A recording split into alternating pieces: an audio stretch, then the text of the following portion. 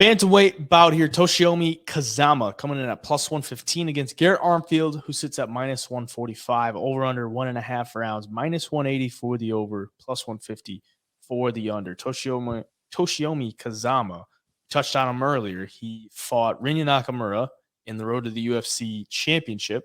Got put out in 33 seconds. So they're giving him a shot here in Singapore. Garrett Armfield hasn't fought in a while. His last time out was against David Onama, and he fought in July of 2022. So he's been out for over a year.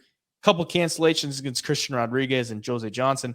Comes in here, making the trip over to Singapore. So it's quite the road trip, or air trip, you should say, for him.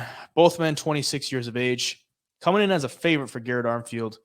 Do you think he can get it done, or is there any value on the dog in Kazama? I think Armfield can get it done. I like his pure boxing. It's pretty good on the feet. He's pretty slick with it. He mixes in some good low kicks as well. He can wrestle a bit. When he does wrestle and he's fighting these other wrestlers, he tends to slow down a little bit. It's kind of hard to tell what that cardio is going to be like. And against a guy like Kazama who has decent wrestling. I think I want to say he has a judo background, and he's good on the ground. Especially if he's on top, he's got the good submissions, and they're pretty sneaky as well. So if he can get Armfield down early in the first round and a half, and just kind of wear him down a little bit and test that cardio, I think he's got a shot to beat Armfield. But on the feet, Kazama's striking is not that high level, especially at a distance. A lot of his strikes he lands are going to be off the clinch, in close, kind of with that pressure. But if it stands at distance, I think Armfield's boxing is going to be a lot better here. And I do think, Kazama needs to get to the ground early. Like I said earlier, I think if he wants a chance to beat Armfield, he's going to have to do that. If not, I think Armfield is just going to look better as the fight goes on. I don't necessarily think Armfield's going to go starch him or anything. But, from a technical striking standpoint where Armfield can mix in a little bit of wrestling here and there, I think the well-roundedness is making me lean towards him here and getting a win over Kazama.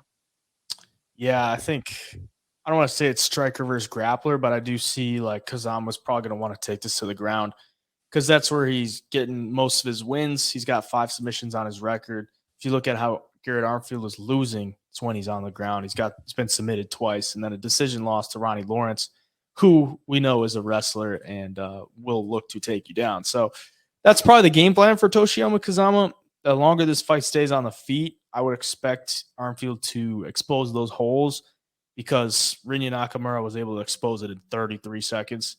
If you look at how Toshiomi Kazama got to that point, the road to the UFC is basically you got to win 2 fights to get to the championship for the road to the UFC. He won the first round by decision. He was a slight underdog there. And then the second fight that he was the semifinal, I guess, the guy missed weight. So then he just basically automatically got into the championship. That was against Rinya Nakamura. So he's coming in here on the loss. I mean, he's 1-2 in his last 3.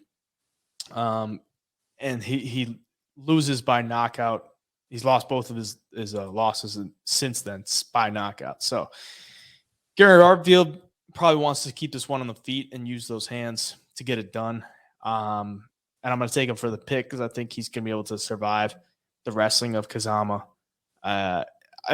It always scares me when you get these guys from the U.S. making that trip over to Singapore or just a really long road trip. Yeah. And then you got to deal with the whole time difference and the jet lag. And when we're going to be watching it, it's going to be 4 or 5 a.m. Our time. So it's just a big time difference change. So that's always scares me. But for the pick, I'm going to go with Garrett Armfield.